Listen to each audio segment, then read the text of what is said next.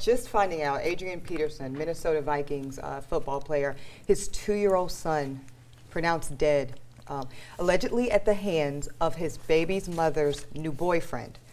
This guy apparently is 27 years old and has a long history, it looks like, of this type of abuse. He was convicted of, actually pled guilty to a simple assault concerning domestic abuse involving a juvenile.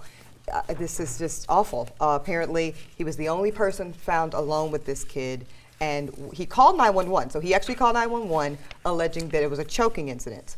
When the medics came on site, they said that they saw trauma to the head and injuries that were inconsistent with the accident, and that is what led to his arrest. So he was actually arrested on Thursday in court earlier today on $750,000 bond when they thought it was just an aggravated assault. But now, you know, as of just moments ago, this young 2-year-old boy just passed away. Yeah, they took him off life support.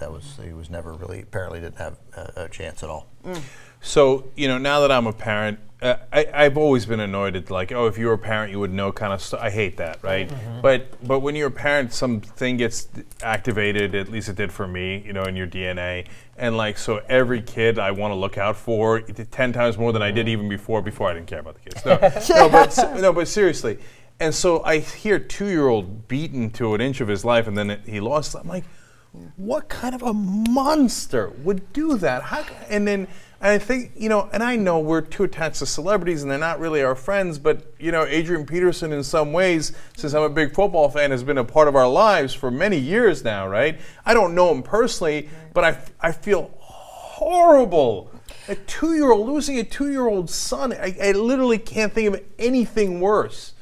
Do you guys expect him to play on Sunday? He says he's going to play. Yeah. He went back. He was there yesterday, and this happened in South Dakota.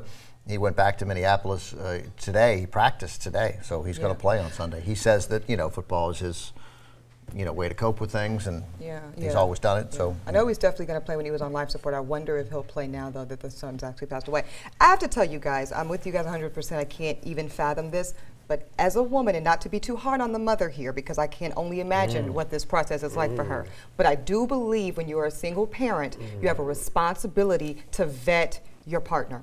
She moved in with this guy, okay? She took her 2-year-old son and herself and put themselves in the well-being, the caretaking of this guy, who is a convicted criminal on these types of charges. I mean, this guy's not just like a drug dealer.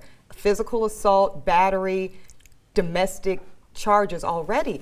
I don't know. That's just problematic. Can I ask you a question, just a background on this? Now, was this a former girlfriend of his that he had the baby with? Was it a one-night stand? He doesn't know this Adrian woman? Peterson? Yes. See, I'm not sure the details of that relationship. No, it's not an ex-wife. This story is really new, obviously, given what happened here. It's hard to figure out all we do know that Adrian Peterson's dad confirmed that it was Adrian Peterson's son. Yes. So, you know, there's that issue, and they weren't living together. She was in South Dakota, and Peterson obviously doesn't live there, etc. So, but anyway you slice it, it's his son, and he went to go obviously be with him at the hospital before he passed away, and then he did pass away. And look, as far as the mom is concerned, I hear exactly what you're saying. On that we don't have enough information as well. Like, if he had touched the kid before, then I'm 128% with you. You know. Yeah. If he hadn't and he had some criminal background, I don't know. Then, you know, then maybe we're being too harsh by judging the mom. I don't know. I can be harsh. I mean, yeah, of course. Look, it's, you know, it's incredibly raw. Whatever her mistakes were, she didn't deserve this. No, certainly not. You know, and whatever. When you know, people make dumb decisions when they fall for somebody, and you look past their faults. These were faults that obviously you shouldn't look past. But let's not lose sight of who committed the crime. Apparently. Yeah.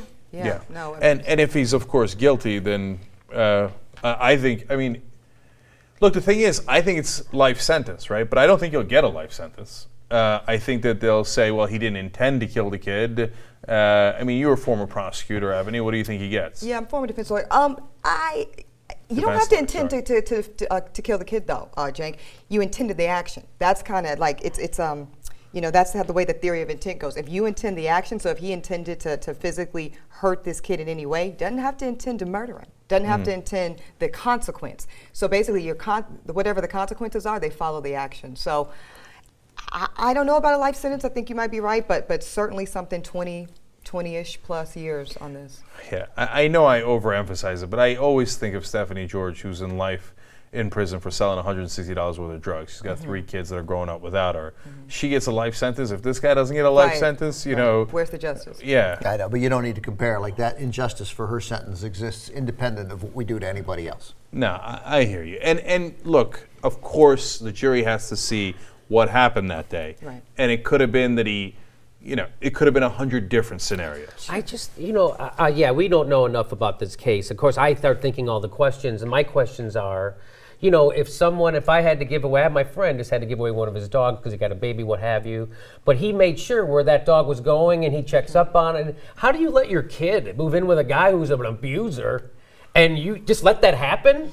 You just say, yeah, whatever, my wife, this woman who has my 2-year-old kid is married, so going to move in with some maniac who's got a history of abusing kids, and I'm the richest guy, around, and I'm not going to do anything about it. I mean, when you have that kind of money, why don't you make that? So I don't want to prejudge before we get all the information, but it does sound crazy that you would allow your 2-year-old to live in an unsafe place. Why aren't you on top of that, especially when you only work half the fucking year? Okay, so, all right. A lot of raw emotions here as we're all upset that the Why don't we kid just wait died. and see? Let's just wait. Yeah, there's a presumption of innocence. We'll see what happens. Yeah, and the criminal background of the guy was specifically about the kids. I don't even know that yet. I've read one article. No, it was on domestic abuse. It was domestic abuse. So it didn't have to do with children, though. No, one did. Yeah, one did? Yeah, one did. It was the baby's mama and his son and a juvenile male.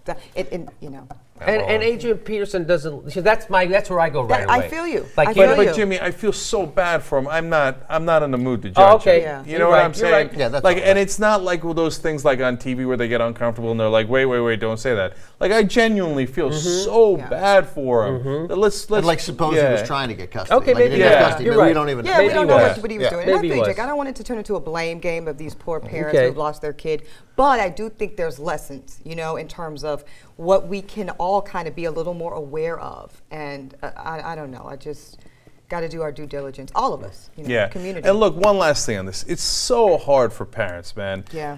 When you're not with the kid, it would drive me crazy, right? But you can't control the other person. You can't control the primary caregiver. You just can't. Yeah. You're not allowed to, nor should you, right? Yeah. Like, you want to do everything you can to make sure the kids are all right, but at some point you also have to draw lines and et cetera. So, look, I think the traditional family breakdown, yada, yada, obviously it has some downsides, but I think it's probably more real to what human nature is, to be honest, right? But it has these huge downsides of like, well, then your kids are somewhere else, at least half the time, right? And it is what it is. And so it's easy to judge, but there's a million scenarios out there in the world. I'd like to know why, like, don't you have to live in the same state? Not Not necessarily, but normally that's the way it goes, right? You can't if you get divorced, you can't take the baby out of the state unless you gotta have the hearing. and right. Yeah, So that's true. It'd be weird that she was able to do that against his wishes. Right, but we don't know. But we don't even know if there's paternity He established. may have gone to Sioux Falls, South Dakota to visit her. She may have been there in the first place. He may have left it. And we don't. We have no way of knowing. Okay. All right. So these are just questions. To Cenk's point, it takes just a second for something tragic like this to happen. And I will say, in defense of the mother, reports are saying that she was gone for just moments from the apartment. So it was just moments that this guy was alone with the 2-year-old anyway.